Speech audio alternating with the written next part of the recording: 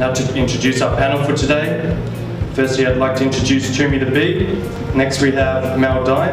Finally, we have Declan Mellier with us today. Thank you, Will. Once again, welcome everyone, and thank you to our wonderful panel guests for being here today.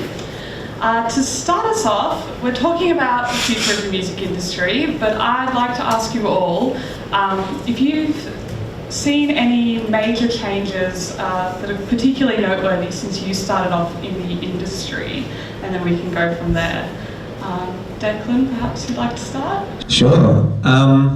Well, I might just go with the really obvious one that's, I think, is enormous, is sales of music, of the physical product, which when I started was a huge thing.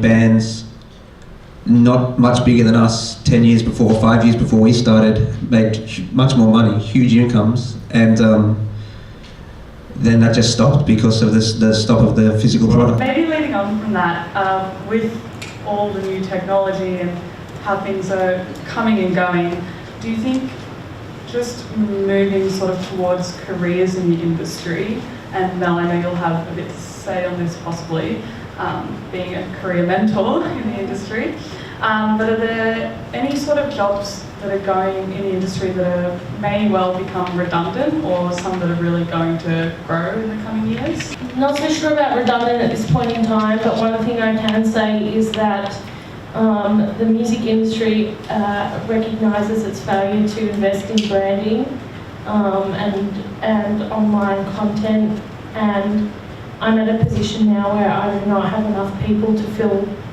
job requests from the industry for content creation roles. A lot of the people who work in the music industry are technophiles, they don't know what they're doing, and they need help with their social media and branding, and I just can't find enough people to do these jobs. So what's happening is these businesses who would traditionally employ someone will go to an ad agency to do it for them. And there are agencies that are set up specifically to service the music industry for content creation and branding, and they're really, there's one business in particular in Melbourne that went from 2 people to about I think there's about 80 people who worked there within a 3-year period, just to show the growth. But yeah, I think if we don't catch up, if the next level of music industry practitioners don't catch up, we'll lose a lot of employment opportunity to agencies.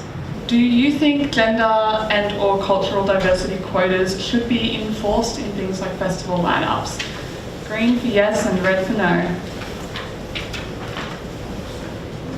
I don't like to use enforced.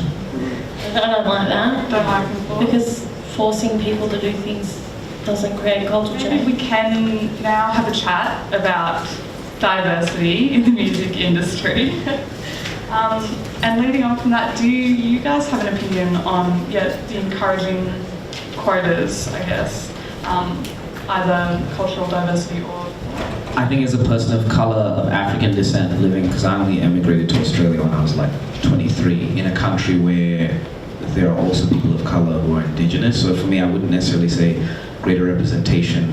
Definitely for women, greater representation for, I'd say, Indigenous artists, especially in indie rock. So my question is back on representation. Because obviously there's a really fine line between being representative and meeting quotas, because you obviously don't want to be like, well, I want to be representative, so I'm booking you because you're a woman. So how do you kind of walk this line?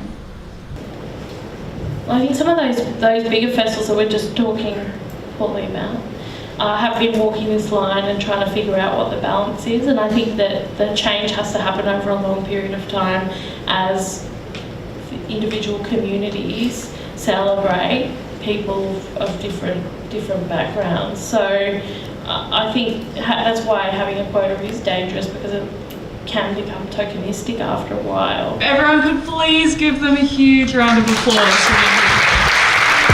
Real rappers never die. Pocket Biggie still alive. Popping semis in the sky, you could testify.